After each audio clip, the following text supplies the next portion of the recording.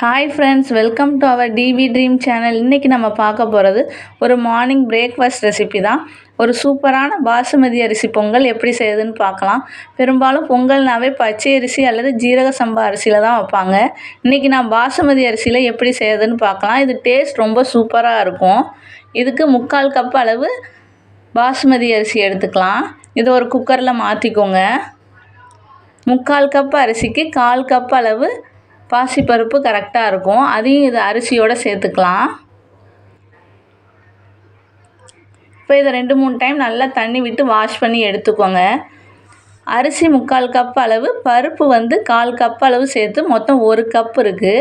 இன்றைக்கி நான் 1 கப்புக்கு 3லேருந்து 3.5 கப் அளவு தண்ணி எடுத்துக்கலாம்.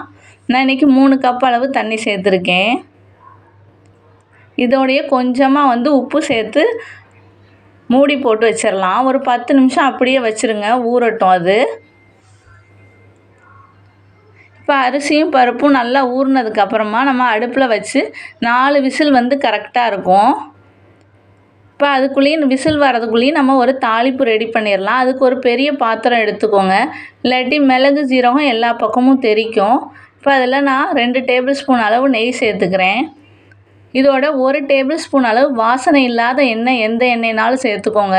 அப்போ தான் பொங்கல் ரொம்ப சாஃப்டாக ரொம்ப நேரம் அப்படியே இருக்கும். இப்போ இதோட 1/2 டேபிள் ஸ்பூன் அளவு மிளகு, 1/2 டேபிள் ஸ்பூன் அளவு ஜீரகம் சேர்த்து நல்லா பொரிஞ்சுக்கட்டும். கொஞ்சமாக குட்டியாக கட் பண்ண இஞ்சி சேர்த்துக்கலாம்.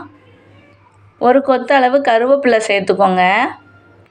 1/4 டேபிள் ஸ்பூன் அளவு மஞ்சத்தூள் சேர்த்துக்கலாம். மஞ்சத்தூள் சேர்க்குறனால பொங்கல் கலர் ரொம்ப நல்லாயிருக்கும். இதோட கொஞ்சமாக பெருங்காயத்தூள் சேர்த்துக்கலாம் வாசனைக்காக. இதில் முந்திரி பருப்பு நீங்கள் கொஞ்சம் சேர்த்துக்கோங்க. என்கிட்ட இன்றைக்கி இல்லை, அதனால் அதை நான் ஸ்கிப் பண்ணிட்டேன். இப்போ நம்ம பொங்கல் சூப்பராக ரெடி ஆகிடுச்சு. தண்ணி எல்லாம் கரெக்டாக இருக்குது. இப்போ ஒரு கரண்டி வச்சு நல்லா மிக்ஸ் பண்ணி எடுத்துக்கோங்க. இப்போ தாளித்து வச்சதையும் அதோடு சேர்த்துட்டு இதில் 2 டேபிள் ஸ்பூன் அளவு நெய் சேர்த்துக்கோங்க. இப்போ இதை நல்லா மிக்ஸ் பண்ணிக்கலாம். இப்போ நம்மளோட சூப்பரான பொங்கல் ரெடி ஆகிடுச்சு.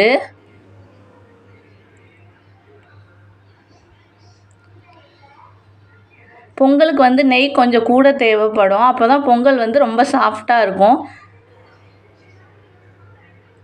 அதோட ஒரு சூப்பரான சாம்பாரும் வடையும் வச்சு இன்றைக்கி நான் சர்வ் பண்ணியிருக்கேன். இந்த சாம்பார் ரெசிபி வேணும்னா எனக்கு கீழே கமெண்ட் பண்ணுங்கள். நான் உங்களுக்கு எப்படின்னு சொல்லி வீடியோ போஸ்ட் பண்ணுறேன். வடை ஆல்ரெடி நான் ஒரு வீடியோ போட்டிருக்கேன். அந்த லிங்க் உங்களுக்கு டிஸ்கிரிப்ஷன் பாக்ஸில் கொடுக்குறேன். அதோட ஒரு சாம்பார் வடையும் சேர்த்து சர்வ் பண்ணுறேன். நீங்களும் இதே மாதிரி ட்ரை பண்ணி பார்த்துட்டு எப்படி இருந்ததுன்னு கமெண்ட் பண்ணுங்கள். நம்மளோட சூப்பரான ரொம்ப டேஸ்டான பொங்கல் ரெடி ஆகிடுச்சு. இந்த வீடியோ உங்களுக்கு பிடிச்சிருந்தா லைக் பண்ணுங்கள், ஷேர் பண்ணுங்கள், கமெண்ட் பண்ணுங்கள், சப்ஸ்கிரைப் பண்ணுங்கள். தேங்க்யூ ஃபார் வாட்சிங்.